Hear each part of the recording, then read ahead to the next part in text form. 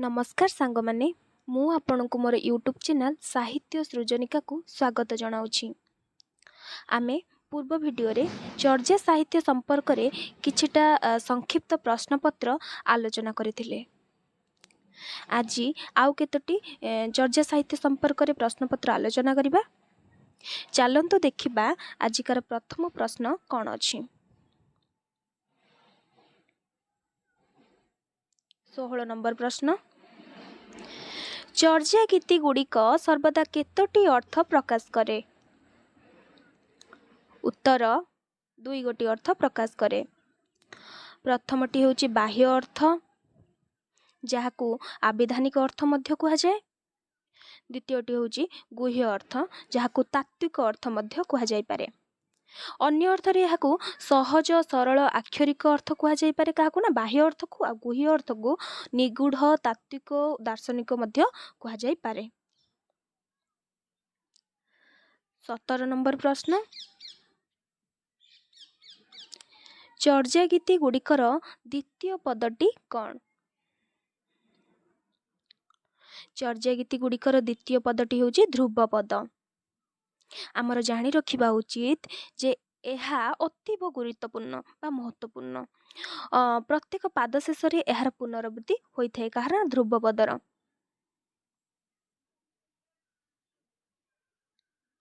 18 number प्रश्न, चर्या गीतिका गुड़िक साधारणतः संगीत धर्मी एथिरे केउ राग विशेष भाव में ग्रहण करा जाय थाए। उत्तर पट्टमंजरी गौड़ा। साधारणतः पट्टमंजरी गौड़ा तो व्यवहार करा जाय थाए। एहा व्यतीत माळसी गौड़ा, माळसी मल्लारी, बराड़ी राग इत्यादि मध्य व्यवहृत होइताय केउंता ना चर्या गीतिका गुड़िकरे।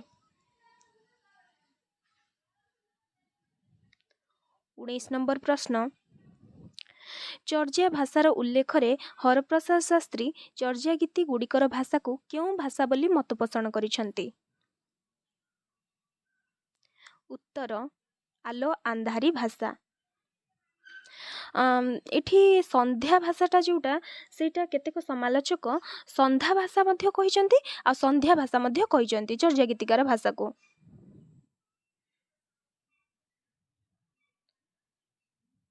20 नंबर प्रश्न, संध्या भाषार अर्थ कौन। गोधूली भाषा जहा आलोक परी प्रकाशित अंधार परी गुप्त मध्य। 21 नंबर प्रश्न, श्रीजुक्त पांचकड़ी बानार्जी मतरे संध्या भाषार अर्थ कौन। उत्तर सीमांत भूमि। यार अर्थ होउची आर्यवर्त व बंगदेशर मध्यवर्ती अंचल उपभाषा होउची संध्या भाषा। 22 नंबर प्रश्न, बंगलार पंडित विधुशेखर शास्त्री मतरे संध्या भाषार अर्थ कौन। उत्तर अभिप्रायक वचन बा न्यायार्थ वचन। अभिप्रायक वचनर अर्थ कौन जहा साधारणतः बुझाउथबा एक अर्थ व्यतीत भिन्न अर्थ। और न्यायार्थ वचन कौन ना जहा को अधिक आहुरी स्पष्ट करबा को हेबो सेटा हला न्यायार्थ वचन। 23 नंबर प्रश्न, मैक्स मुलर एही संध्या भाषा को कौन बोली कहिसंती। उत्तर हिडन सेइंग बा प्रच्छन्न उक्ति।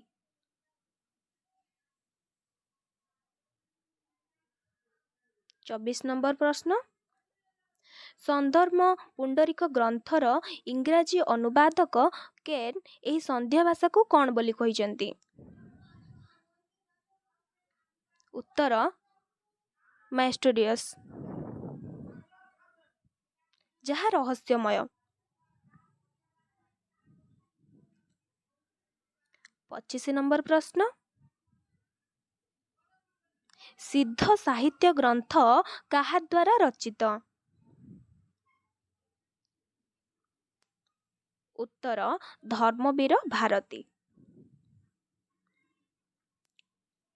आमे एठी लुईपादଙ୍କ संपर्क किछिटा संक्षिप्त प्रश्नपत्र आलोचना करिबा। 26 नंबर प्रश्न, महापंडित राहुल संस्कृतायनଙ୍କ मतरे आदि सिद्ध किए? उत्तर महापंडित राहुल संस्कृतायनଙ୍କ मतरे आदि सिद्ध होउचंती सरहपा, किंतु अनेक समालोचक मतरे आदि सिद्ध होउचंती लुईपा, किंतु महापंडित राहुल संस्कृतायनଙ୍କ मतरे आदि सिद्ध होउचंती के ना सरहपा। 27 नंबर, कुरु परंपरा अनुसार लुईपाଙ୍କ स्थान केउठी? उत्तर लुईपाଙ୍କ स्थान केउठी ना लुईपाଙ୍କ गुरु किए थिले? सबरपा। सबरपाଙ୍କ गुरु किए थिले ना सरहपा।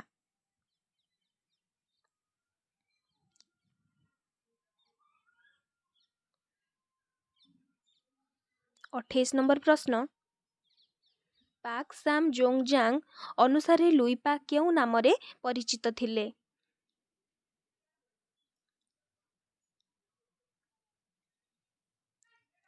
सामंत शुभ। एही पाक साम जोंगजांग अनुसार लुईपा उडियान प्रदेशर मत्स्यजीवी कूल जन्म ग्रहण करथिले, जोठारे कि सामंत शुभ नामरे परिचित थिले। 29 नंबर, तेंगुर ग्रंथ तालिका रे लुईपाଙ୍କୁ केउ नामरे वर्णना करा जाइछि? उत्तर एही तेंगुर तालिका अनुसार लुईपाଙ୍କୁ महाजोगेश्वर नामरे वर्णना करा जाइछि। एही तेंगुर तालिका रे लुईपाଙ୍କୁ बंगाली बोली मध्य स्पष्ट करा जाइछि। 30 नंबर प्रश्न, लुईपा केउ मंत्र जप करी सिद्धि लाभ करथिले? उत्तर वज्र बराही मंत्र। भी प्रश्न बेले बेले पड़ी जाए, केउ नदी कूल रे से सिद्धि लाभ करथिले वज्र बराही मंत्र जप करी ना गंगा नदी कूल रे?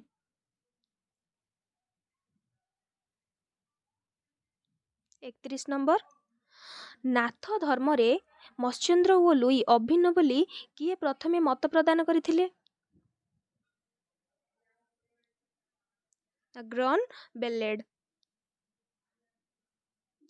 मत्स्येंद्र नाथ जे कि नाथ साहित्य आदि सिद्ध थिले, लुईपा चर्या साहित्य आदि सिद्ध थिले। 32 नंबर प्रश्न, अभिसमय ग्रंथटी काहा द्वारा रचित बा काहार? उत्तर लुईपा। लुईपांकर एतद व्यतीत माने अभिसमय ग्रंथटी व्यतीत संस्कृत रे से वज्रतत्व साधना, वृद्धद्वय इत्यादि ग्रंथर मध्य से रचना करथिले। 33 नंबर, लुईपा केतोटी चर्या गीतिका लिखिचंती? लुईपा 2 गोटी चर्या गीतिका लिखिचंती, नंबर 1 और नंबर 29।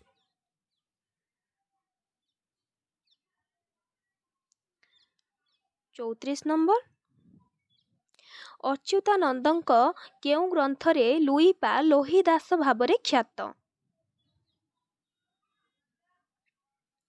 उत्तर शून्य संहिता ग्रंथरे।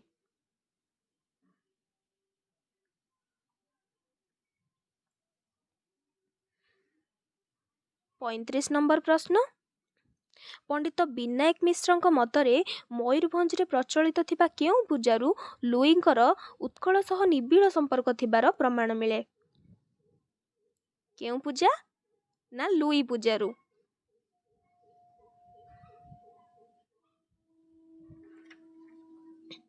36 नंबर प्रश्न, लुईपांकर 1 नंबर जो गीतिका रहिछि तार नाम कौन?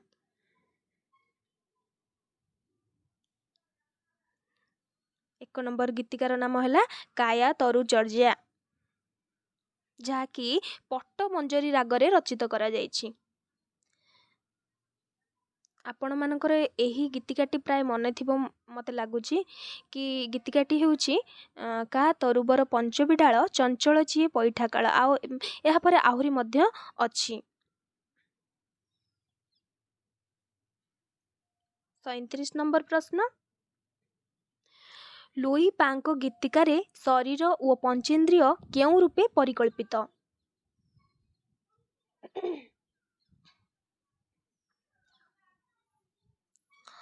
ଉତ୍ତର ଶରୀର ବୃକ୍ଷ ସଦୃଶ, ପଞ୍ଚେନ୍ଦ୍ରିୟ ଶାଖା ସଦୃଶ।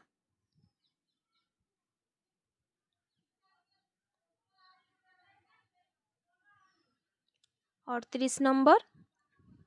ଚର୍ଯା ଗୀତିକା ଅନୁସାରେ ସାଧନାର ଆଧାର କ'ଣ? ଚର୍ଯା ଗୀତିକା ଅନୁସାରେ ସାଧନାର ଆଧାର ହେଉଛି ଚିତ୍ତ।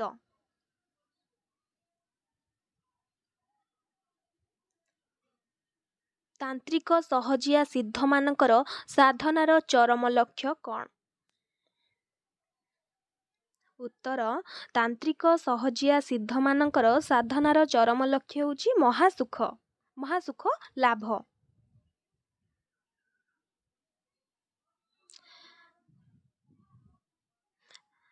ଆଜିର ଶେଷ ପ୍ରଶ୍ନ 40 ନମ୍ବର। ସହଜିଆ ସିଦ୍ଧଗଣଙ୍କ ଶରୀର ମଧ୍ୟରେ 3ଟି ମୁଖ୍ୟ ନାଡି ଯଥା ଇଡ଼ା, ପିଙ୍ଗଳା ଓ ସୁଷୁମ୍ନା ଏଗୁଡ଼ିକ ଚର୍ଯା ଗୀତିକାରେ କେଉଁ ରୂପେ ପରିକଳ୍ପିତ? ଉତ୍ତର ଇଡ଼ା ହେଉଛି ଲଳନା, ପିଙ୍ଗଳା ହେଲା ରସନା ଓ ସୁଷୁମ୍ନା ହେଲା ଅବଧୂତିକା। ଚର୍ଯା ଗୀତିକାରେ ଏଗୁଡ଼ିକ ଏହି ରୂପେ ପରିକଳ୍ପିତ।